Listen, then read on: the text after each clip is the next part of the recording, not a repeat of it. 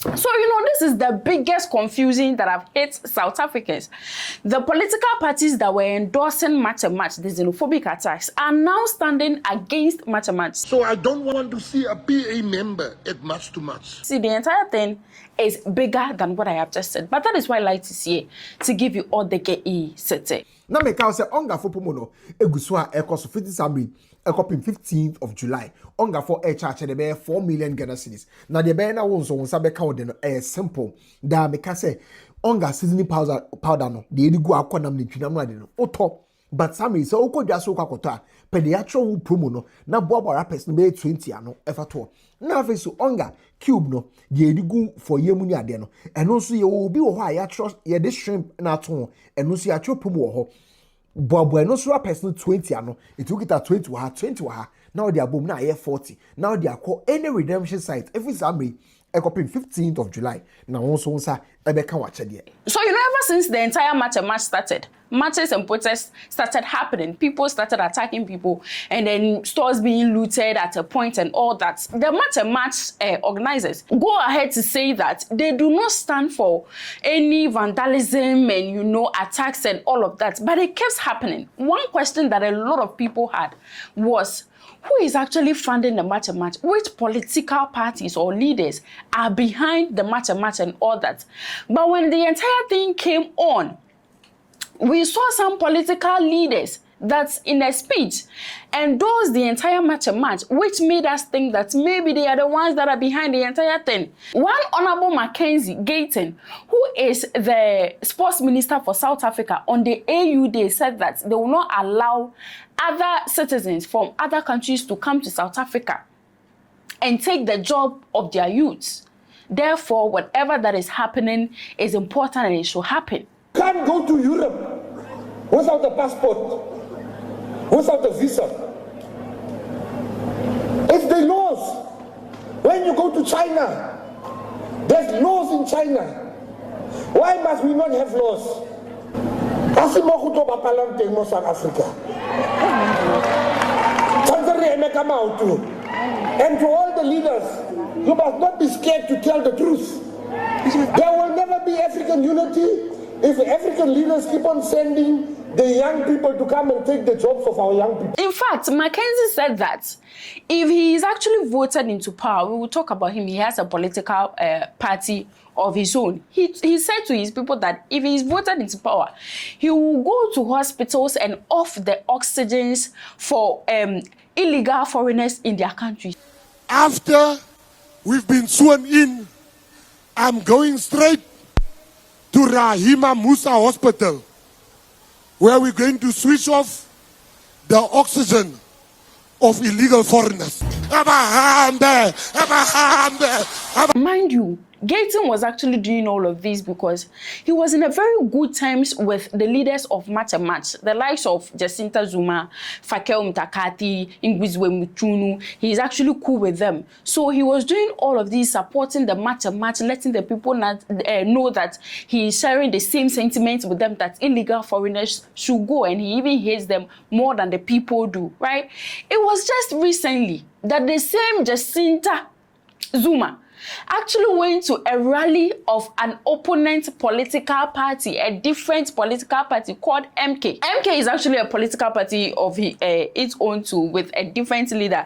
The name is Umkoto Wizizwe Party. I'm just a Ghanaian. This is the political party that Jacinta Zuma decided to visit during their rally and say something like, it is everything that they are experiencing, it is because of bad leadership. And if they are able to come together and vote wisely, all these things will not happen. Illegal foreigners will not be able to be in their country, so they should vote wisely. Now, here is the twist. The MK political party is actually a very main and a good opposition political party aside the current ruling political party, the ANC. The MK didn't join the GNU that was formed by ANC, right? So they stand on their own in parliament, and they have a very strong political party. Sometimes some South Africans refer to them to be a family political party, relating it to the Zuma family and all that, but it is very strong. So Gayton actually realized that it's a betrayal from Zuma, Jacinta, Therefore, he is now turning the entire conversation and saying that no, match and match should not happen. They should not be matching. Innocent people should not be innocent South Africans should not be used by people for their own political gains. So if you are a young person and you are in South Africa on the 30th of June 2026, be home. Don't go anywhere. Don't be on their streets and allow these political parties being led by Jacinta Zuma and all that to use you to attack illegal foreigners. To the young people, don't let them use you. Don't let them tell you on the 30th you must remove illegal foreigners. You will go to jail and they will not bail you out. They will be nowhere. The cops are the only people that must remove illegal foreigners. Don't use our children for your political agendas. Illegal foreigners must go, but not violently. This man further went ahead to explain that, see, it's not because of match and match that the president is doing something about whatever that is happening. The entire issue has been on their table for so long, and his President Cyril Ramaphosa is actually a president that listens. So all this while, it's something that they wanted to do. So it's not because of a match that they had weeks ago that the government is actually taking action. This president is the first one that has listened to our cry that we don't want people that are undocumented. We have nothing against foreigners, but they must be documented. We don't hate foreigners. We don't want people here. So to President Ramaphosa, many people are claiming now the changes that government is doing is because last week they started to march. Government don't operate like that. The issue has been on the table of the president. We hear law enforcement must handle this matter. A lot of people are saying that it's a lie. It's because Jacinta actually made a turn and went to, campaign, or not even directly campaign, went to the rally for the MKs and was actually talking about voting wisely and all of that. MK also endorsed the match and match. That is why the sports minister, the current sports minister, is actually making a U-turn to join to say that the match and match is not necessary and all that. If you are a little confused, South Africa runs a different parliamentary system. Their entire seats on the 2024 election was actually about 400. After the 400, the current ruling party, who has always won the largest seats in parliament, actually came down from 230 seats to around 159 seats. The party later formed GNU, which is the Government National Union, something like that, to bring other parties that won small seats together. I think in Ghana, they do this. You vote for which party majority you want to join. In the number that is, you become the majority. When they formed the GNU, the ANC joined hands with other political parties like DA, PA, and PA is the political party for gating. That is how come he became the sports minister and all that. But MK did not join that, and EFF, which is also led by Malema, did not join the GNU. So in parliament, they stand alone. So when you go to South Africa's parliament, the second opposition that is currently holding larger seats is MK. So definitely Gayton is actually scared of MK.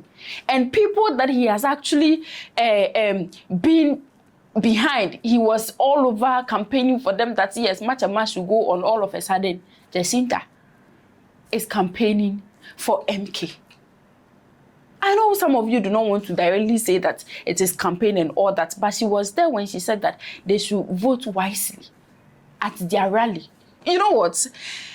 Mr. Casey, Honorable Kayton Mackenzie himself has a lot of history. How he started his political journey, he's been to jail, for robbery. He has a lot about him, but we are going to discuss his past, not using his past to get judge him, but we are definitely going to dive deep into who he was and who he has become in our next video, right? But to my Ghanaians, to digest and let you understand very, very well, it's just like the betrayer is coming from an example like NDC, NPP, and let's use the new force, right? So NDC won the presidential seats, but then they did not win majority parliamentary seats. So what do?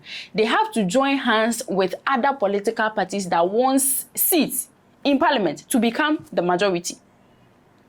And NDC decided to join hands with the new force. So the new force gave 8 seats that it won in parliament to the NDC. Now the NDC becomes the majority and MPP, on the other hand, becomes the minority. Whilst the new force is with NDC, it doesn't mean that it has thrown its identity or its party away. It's still campaigning for its party, right? And the leader, let's say, becomes a sports minister. And this sports minister, who will be Chada, realized that there is a young lady that is organizing something. Let's say Jackie Appiah, going up and down, saying that foreigners must leave and all of that. And Chada realized, okay, I like what she is doing, so let me endorse her publicly. And after endorsing Jackie Appiah publicly, Chada later realized that Jackie Appiah is now joining hands with the NPP, who is the majority. So it feels like a betrayal. Therefore, okay, I don't buy your agenda. I don't buy your agenda again. I am not part of it. We are not supposed to, chase illegal foreigners away like that. It's the job of the cops. The cops have to do that. The police needs to do this. But when you were actually backing her, because backing Jackie Appiah, when Chada was backing Jackie Appiah, just because Jackie Appiah was actually drawing some numbers, he didn't consider that everything that they were doing was supposed to be done by the police and the cops in Ghana. This is the scenario that is happening in SA. This is Gossip 24. Kindly leave what you think in the comment section. And please do me a favor to subscribe, you like, and then you share. The room is bright because my name is Light. Bye.